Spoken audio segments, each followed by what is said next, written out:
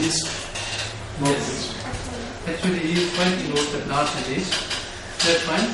Manchuria, as a matter of fact, it is a region north-west of China, north-west of China, north-east of Russia. You are right also, north-east of Russia.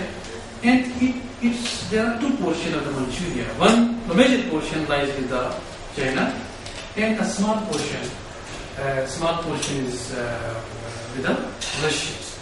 But at that time, they occupied this complete portion, whether it was initially under the occupation of China or Russia. The Japanese overtook. Later on, the Italian invasion of Abyssinia, and you know which is this Abyssinia, the Ethiopian empires in 1935. Today we think that what we are seeing this problem in the African countries, the civil war, the insurgencies, the foreign invasions, UN forces and all that. It's not like that.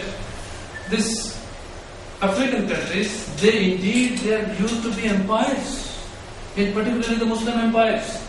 This Ethiopia, today we refer that a weak gentleman or lady is referred to that perhaps you are coming from Ethiopia.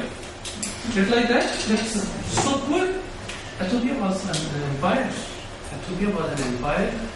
And Ethiopia today has a lot of oil and gas wells, and the gold and diamonds and all that. It's not that simple that Americans and all that, they are hovering around Africa and Ethiopia and Somalia and all that. Lot of intentions, lot of strategic and economic gains are intended with that region. And these all affairs, they have history of years and years. And particularly once the American merging was almost had emerged as a power. Then the Germans involved in the Spanish War of 1936-1939. These are some of the events. And this is, I think, I have already explained this particular aspect that the Japanese, they came out of the isolation. Then Japanese, they attacked China in 1937. Here I would very briefly say that Chinese kingdom, or we can say the emperor system in China, was done away with in 1911. And once it was done away with, then at that time, nationalists took over the Chinese, the power. And the nationalists, number one, the nationalists, and second, the Chinese forces. This is the time from 1911 to 1900 and almost 45. This is the time of the Chinese nationalists. They were involved. In 1921 onwards, once the communist rules was firmed in Russia, then there was in 1921 there was a formation of Communist Party of the China, the present CCP, and then at the end of the World War II. There was a civil war between these nationalists and the communists. And what happened that as a result of the defeat of the nationalists, the communists overtook China. China became, the mainland China became the People's Republic of China. And what we see today in the form of Taiwan, it was taken over by the nationalists with the name as Republic of China, ROC, right? And generally today we recognize that as Taiwan, but it is the integral part of the China. What happened that US economic sanctions against Japan and Japanese surprise attack on the US fleet at the Pearl Harbor on December 7, 1941 brought the United States of America and Japan in direct conflict. But what initially happened that US prioritized the European theatre over what the Pacific theatre. I hope you understand what is the European theatre and the Pacific. And to what? European theatre and Pacific theatre. What do you exactly understand? No idea. We can have idea. Anybody got that? What do you know? European theatre means German and all around. And Pacific theatre means Japan. Very much. Karimullah is very clear as far as this particular aspect is concerned. Right? Generally, two theatres were after World War II.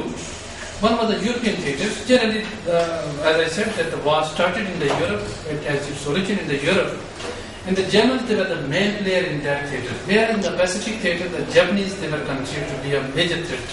Initially not, but later on. And who all were part of the alliance as far as Japan, it was German and what else? Mussolini, right? They were opposing the allies. So US thought that let's handle the European theatre first, and later on they then tackle the Pacific theatre, the Japanese theatre. And ultimately that ended in the form of the nuclear bombs and all that. In the meanwhile, what was the pattern it was adopted? The strategic bombing on the German cities and the later the Japanese industrial bases, the defeat of Germany before and after the atomic attack on the Hiroshima and Nagasaki, and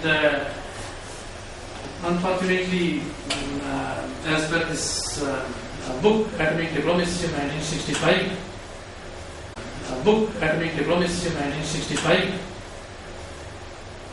the author considered that there was no need of atomic blocking of the atomic bombs as far as Japan is concerned, because Japanese, they were already about to surrender. It was a matter of days, if not hours, that Japanese were about to surrender. So use of the nuclear power by the Americans was basically not to win the war, but it was indeed to show the Moscow that I have a weapon, you do not.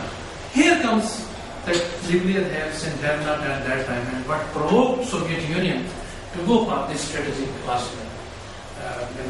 That was the beginning of, you can say, some people say, that was indeed the beginning of Nuclear base. beginning of Nuclear base. Cold War. right. That was the beginning of the Cold War. Here I will clarify three things, three various concepts of the Cold War. A dominant class of the scholars, they believe that the Cold War between the United States of America or between the West and the Russia, it started somewhere in 1970.